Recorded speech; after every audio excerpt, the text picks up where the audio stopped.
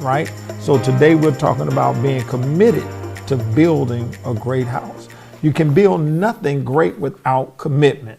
You know, and I know it takes commitment. And in the day and the time that we're living in, that rarely people are committed to anything for the most part, we still have to remember when we're building a house unto the Lord, whether it's our personal house, our business house, our career house, whatever house that is that we're constructing, we need to stay committed. We have to stay committed to the process so that we can finish what it is that we started. In Hebrews 3:1-4 says, "Wherefore, holy brethren, partakers of the heavenly calling, consider the apostle and high priest of our profession, Christ Jesus, who was faithful to him that appointed him, as also Moses was faithful in all of his house. For the man was counted worthy of more glory than Moses, inasmuch as he who have builded the house have more honor than the house. For every house is builded by some man, but he that built all things is God." So God shows us in the word that he appoints and uses Moses as a model of faithfulness, that Moses was faithful in God's house and that Moses was a faithful builder of God's house. All of a sudden we see there that for every house that is built, it is built by some man. So what does that mean? If I'm going to build a great life, I have to do it.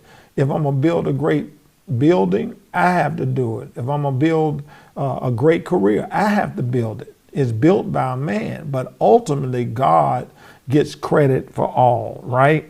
And so the characteristics of any person who will achieve anything worthy of glory and merit has to remain faithful.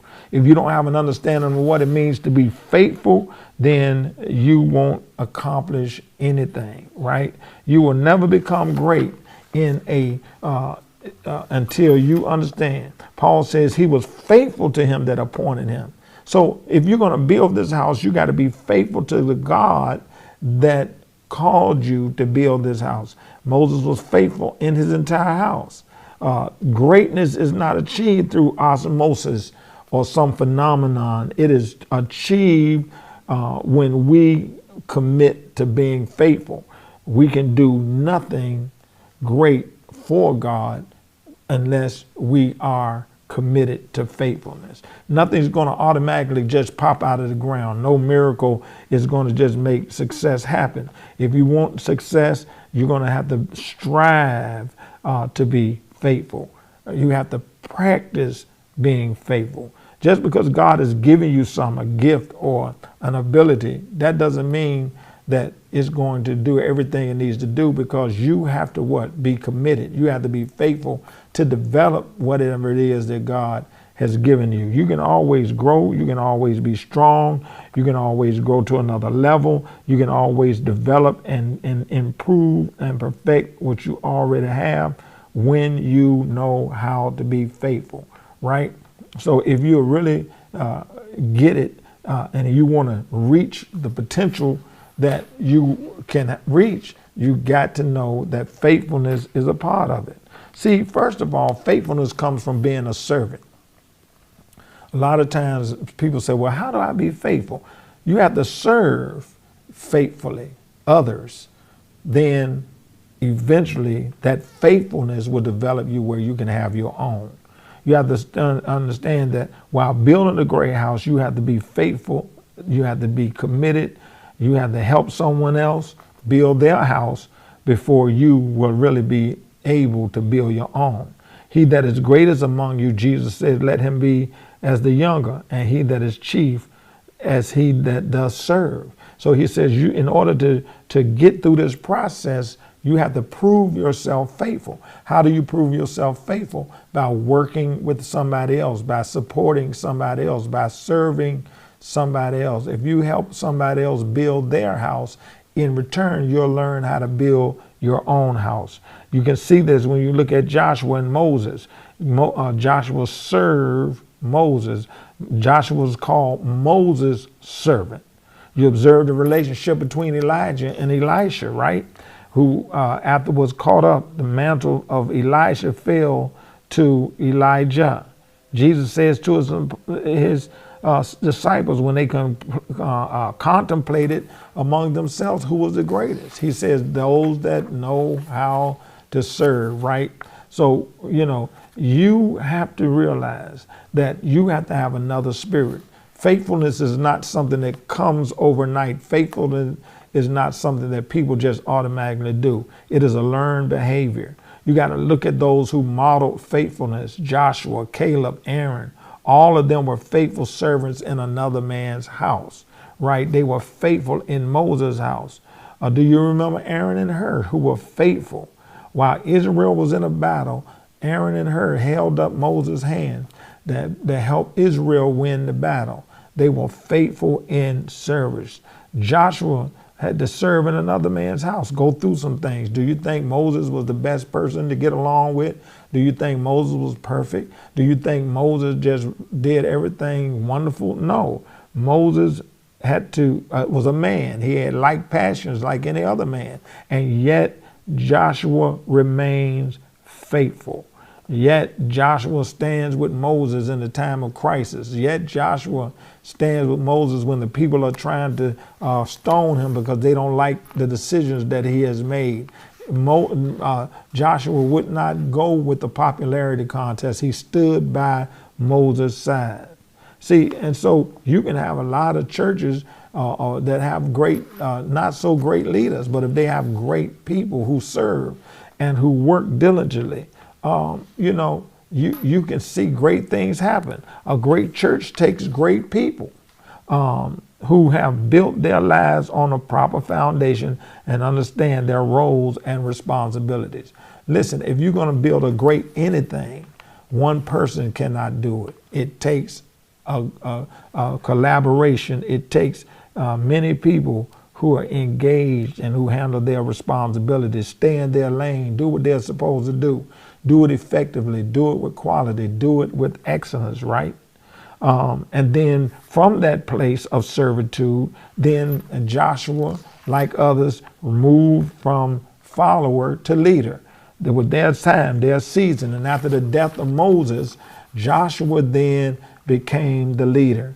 Joshua stepped up in that place, but how did he know how to handle such vast responsibility, so many people, so many problems, so many things that had gone on? He watched Moses. He served under Moses. He helped Moses to be successful. So now when his term comes, he just steps up in that position because he already knows everything that needs to be done.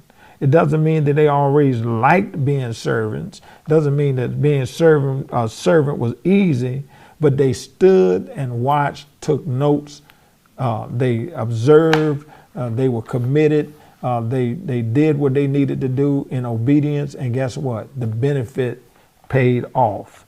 So, after all of this time of being committed and trained and dealing with responsibilities and hurdles, here's a new set of challenges that face Joshua after Moses is gone. Moses could only take him but so far. But guess what? Because he learned faithfulness, those things that he didn't know, those pits and those situations that he would run into, he would be able to deal with them because he had had similar experiences in the past. God reassures Joshua that he's standing with him. He reassures Joshua that he's going to help him do what it is that he's going to do. He assures Joshua that he has been honored because of his service and commitment to God first and to Moses, that God was going to honor his commitment. God honors commitment. You understand? God honors commitment. Somebody made a saying a long time ago: quitters never win and winners never quit. That's the same thing. Committed people win.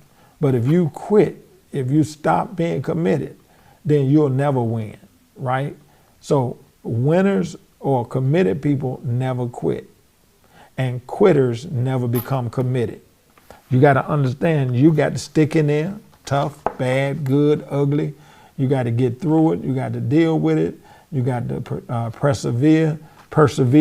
You got to make it happen. And it's not always going to be easy. You're going to get hurt. You're going to get wounded. You're going to get battle scars. You're going to get betrayed. You're going to go through difficult situations, but you have to stay consistent and persistent in the midst of all of that. It's easy to be faithful when everything is going your way. It's difficult to be faithful when everything seems to be going against you. So you got to be committed beyond the circumstances. You got to know that there's a price to pay. You got to expect to deal with some pain. You got to expect to deal with some sacrifices. You got to expect to go through some devastating circumstances.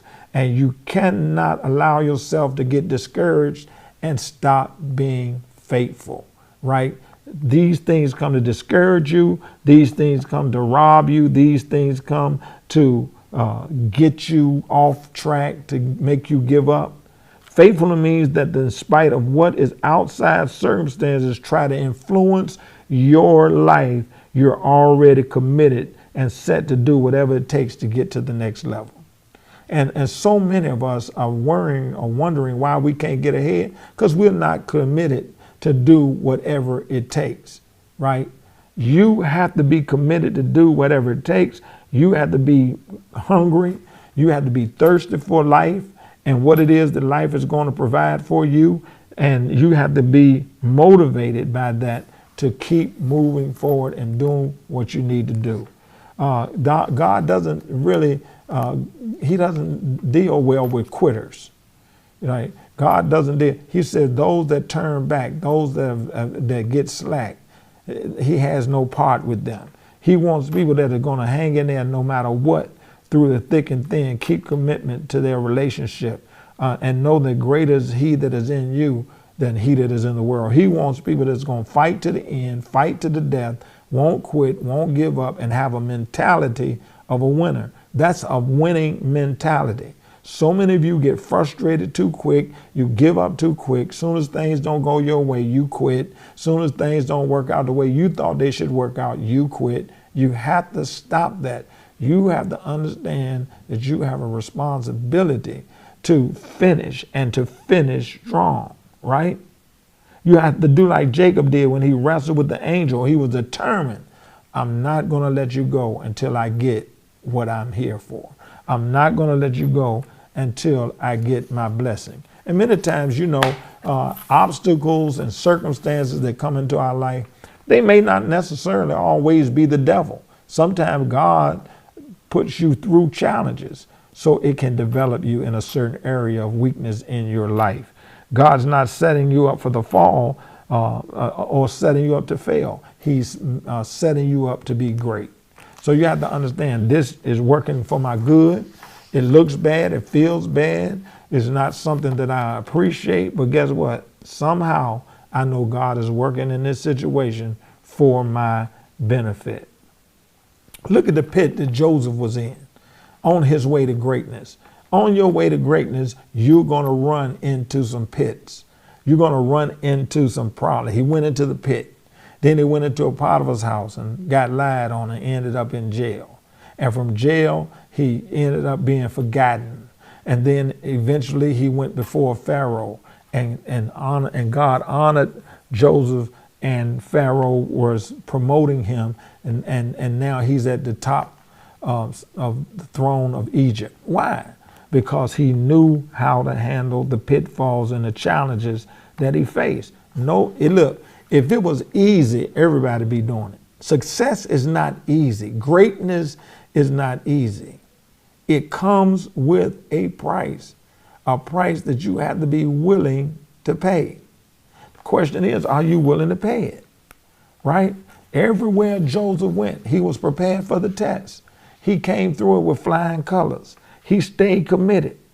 Every place he went to, he improved it. It changed for the better. And that's what you need to understand. People need to be better because you're in their life. Things need to be improved because you are a part of it. Because you bring value to the table. You bring some worth to the table. And people appreciate the fact that they can partner with you because they are better for it. People want to know that you need to know that no matter what is going on, you will prosper everywhere you go. No matter what circumstance you're put in, when you're committed, you will come out on top. When you're committed, you will finish strong. Everywhere Joseph went, he prospered. You possess the same ability to prosper and affect those that are in your presence. So you can do it. It's just a commitment. People don't get greatness. People don't do great things because they're better than you. People do great things because they're more committed than you. They're more disciplined than you. They're more willing to reach their goal than you are.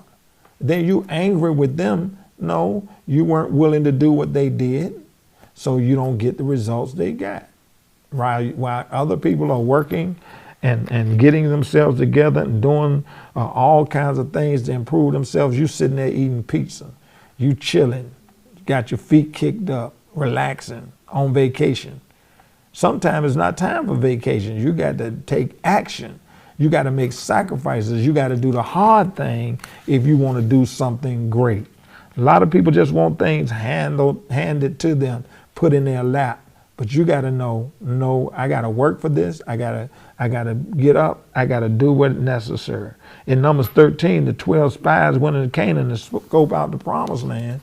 They already had the promise from God that the promised land began with them. But look at their mindset. They went into that place talking about, in our own thinking, we look like grasshoppers. They focused on the giants rather than the God that sent them into the promised land. If God sent you into it, he's going to bring you out victorious. But you trust the power of the giants over the power of God, who sent you in there knowing what you was going to deal with and with the intent to bring you out victorious. When everyone else says you cannot do it, you have to say, I am well able.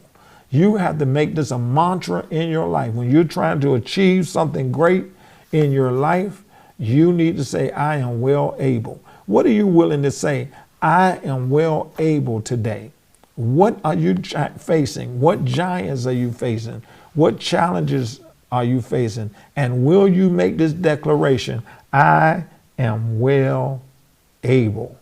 When Christ is formed in us, we won't be intimidated by our situations and our problems until Christ be what? Formed in us. How is Christ formed in us? By our faith, by staying committed, by continuing to work for the goals and challenges that we face, by trusting God, by when we fail, we get back up again and we keep moving. We keep moving in faith. We keep struggling. We keep striving. And as we do that, our confidence in God is growing. Christ is being formed in us. He's been matured in us so that nothing can defeat us and we can do what God has called us to do. I hope you're hearing me tonight, because many of you just quit too easy. You just give up too easy. You don't practice faithfulness. So the Lord wants to magnify us so that he can be glorified. He wants to make us great so that he can get the benefit. God is trying to change our situation so that we can make him look good.